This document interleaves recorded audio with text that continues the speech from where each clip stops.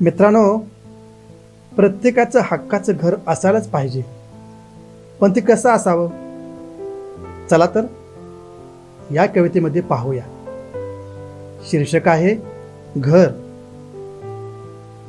प्रत्येकाचं स्वप्न असतं असावं आपलं घर. प्रत्येकाचं स्वप्न असतं असावं आपलं घर. नकोत नुसत्या चार भिंती, जिव्हाळा असावा तिथे भरपूर. जिव्हाळा असावा तिथे भरपूर.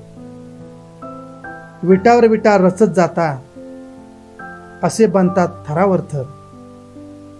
विटावर विटा रचत जाता असे बनतात थरावर थर. एक जीवांच्या माणसांचा असावा तिथे नित्य वावर. असावा तेथे नित्य वावर.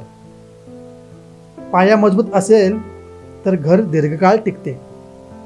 पाया मजबूत असेल तर घर दीर्घकाळ टिकते. एकोप्याने राहिली असता आपुलकी सदा बहारते. एकोप्याने राहिली असता आपुलकी सदा बहारते. घर नसावे अस्ताव्यस्त, ते असावे लहानसे.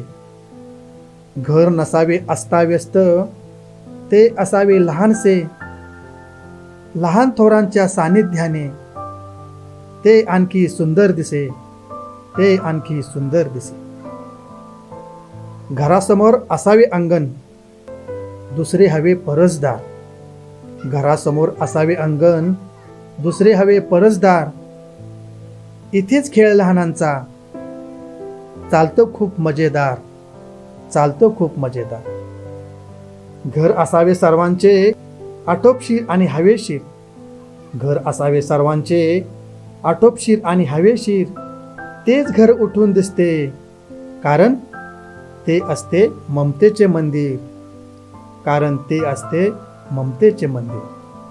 धन्यवाद.